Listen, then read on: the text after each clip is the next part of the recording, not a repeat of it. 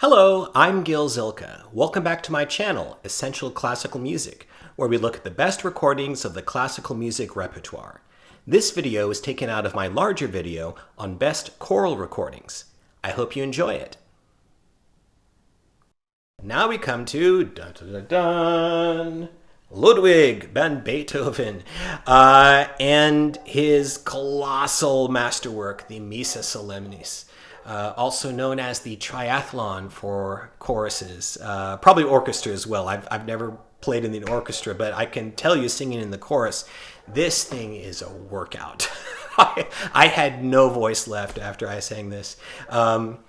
It's just this. It's from his later period. It's a little bit more mercurial than a lot of Beethoven. It's very jarring and rhythmic and dramatic. Just this outpouring of emotion and spirituality that it can be like, I might say, like the Mahler Eighth, for example. It can be a work that is difficult to get into, difficult to get a grasp of. You kind of have to just listen to it, but it has this obvious monumental effect, and as you might expect, just about every great Beethoven conductor is going to want to, make a recording. And so let's go through the different versions. My top choice is Eugen Jochum with the Netherlands Radio Chorus and the Concertgebouw from 1970. And Jochum, as I've said, he's just one of the great choral conductors, especially that spirituality that he brings to it. This nice gentleness, but also the power. And with this chorus, they just sing the daylights out of this work. They have nice richness of tone, dexterity, and fullness, and clarity as well. So they really tackle this very difficult work extremely well. And then I might say the pièce de résistance is the violin solo. The 10-minute violin solo that ends the Sanctus, the Benedictus. The Concertgebouw concertmaster Hermann Krebers is just sublime in that. I've sung his praises many times. He's my top recommendation for the Brahms Violin Concerto. He does a wonderful solo in the Condorcet Scheherazade, for example, the Rimsky-Korsakov. He's pretty much money whenever you have Hermann Krebers in a recording, and he does a wonderful job here as well. The whole thing is just really fantastic, very well recorded as well. However, there are a ton of great recordings of this work. Next, I want to mention the version from Herbert von Karajan with the Berlin Philharmonic and the Vienna Singverein. Hot off the heels of the classic symphony set that he did in the 60s. This came from 1966. And Karajan brings that power, that gravitas, and also a flexibility, very nuanced as well. It's a very devotional reading. Karajan, like Jochum, was also wonderful with choirs. You're going to see him throughout this video as well. However, the first selling point that you usually have to mention with this recording is the soloists. You have Gundula Janowitz, Christa Ludwig, Fritz Wunderlich, and Walter Berry. Star-studded cast, and they really bring it with the richness and the power that they do not disappoint. The solo singing is very prominent in this work, so they do wonderfully, and very well recorded. So this is an excellent version. And then I want to recommend going back to the same forces we just talked about before, the Concertgebouw and Netherlands Radio Chorus, this time conducted by Leonard Bernstein in 1978. This is taken out of a couple of live performances stitched together. It's got very good sound. And again, as I mentioned, the chorus and the orchestra are fantastic. Again, you have Hermann Krebers and the Benedictus. But Bernstein brings that rhythmic intensity, that drama and pathos and the spirituality. Same thing that he brought to the Beethoven Ninth, incidentally. So you almost think that Bernstein was born to do a great Missa Solemnis, and he was. This is a fantastic version. He did another excellent version in New York, actually, in the 60s on Sony that is also wonderful. I have a certain preference for this one. I think it has a little bit more depth and power to it, but they're both excellent. Now, Going from the sort of more emotive, outwardly emotive, to the more kind of stoic, we have another great Beethoven, of course, Otto Klemperer. This is one of those classic accounts from 1965 with the New Philharmonia Orchestra and Chorus. Excellent sound. The choir has nice depth and fullness and power. Excellent soloist. And as you might expect with Klemperer, it's a little bit more disciplined. There's this kind of majesty that comes with the way he approached the music.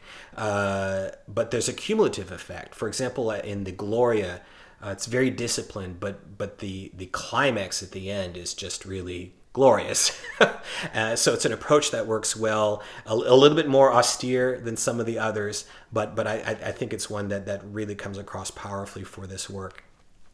Now, going again back now to something more obviously sort of emotive, you might say, romantic approach, we have Jochum Horenstein. This is a recording from 1961. It's actually in mono, but it's fairly clear and full, and not. You wish it could have a fuller stereo sound, but for whatever reason they decided to do it in mono. It's with the BBC Symphony and Chorus, and Horenstein did really pour his heart into this. He even requested unpaid piano rehearsals because he was really wanting this to be fantastic, and you can tell he puts that devotion that we're used to hearing from Horenstein. Every phrase is caressed. The climaxes, the way he builds them to this overwhelming effect, and the Gloria and in the Credo, the chorus just sings their guts out. They're totally with him and passionate. This is a really wonderful version, and if you love the Missa Solemnis, you should at least sample this once. Now, going to, believe it or not, for this work, we also have period performances. And I'm not sure if it was the first, but one of the first was John Eliot Gardiner with the Monteverdi Choir and Orchestre Révolutionnaire et Romantique in 1989. And yes, it doesn't have that large opulence and power, but first of all, what it does have is the Monteverdi Choir, and they almost make it sound too easy. It almost feels like it shouldn't sound this easy, but they bring this immaculate clarity, and they're just able to navigate all the difficulty, but they do it also with passion and energy, so it's not like, cold. It doesn't have quite, the opulence of the large, majestic versions, but it's really dramatic, and it's wonderful to hear it with such clarity and beauty. And for some people, it might even be a gateway to what I said is a difficult work, a really challenging one. So they kind of conquer it, you might say, in a sense. The Sanctus, the slow Sanctus, it's a little bit more flowing in Gardiner's tempo, but it's very eloquent. So it's a different approach, but one that I think sheds new light on this work. As does this other period performance from Philippe Herwegh, with the Collegium Vocal Ghent and the Orchestre des Champs-Élysées. This is from 1995. Now, with this one, as we expect with Herwegh, there's this gentleness and beauty and solemnity that he brings, which is really something for a work like this one, which is so kind of jarring. It's almost kind of strange to hear it sound so beautiful, but like I was saying with the Gardiner, it kind of brings another element to the work, maybe even serves as a gateway for some. It still has energy and incision, so it doesn't sound like overly beautified, but definitely that element is what I think this particular recording brings to it, and I think this one is also a valuable choice. Now, a couple of historic recordings I want to mention. One is for a giant of conducting who really he was known for this work, and that is Arturo Toscanini. This was a work that famously intimidated Wilhelm Furtwängler. He actually thought that it was a better work than could possibly be played, but Toscanini just went for it. And I think this live recording from 1940 is his most exciting, with his NBC Symphony and the Westminster Choir. And yeah, it's just, hair-raising, spine-tingling, whatever adjective you want to use. It's just damn exciting. His command of the structure that allows the climaxes to come through, but also the solemn moments. The Sanctus is very poignantly done. That feeling of tranquility that Beethoven wanted, you definitely hear that here. The soloists are fantastic. Zinka Milanov, Bruna Castagna, UC Bjerling, and Alexander Kipnis. So that's a star-studded solo quartet that sing very passionately. The choir sings very passionately. The sound is obviously a little dim, being a live performance from 1940, but everything comes across fairly clearly. And this is just a really hair-raising performance that you definitely need to hear if you love this work. However, I want to mention one more from another man known for Beethoven, Bruno Walter.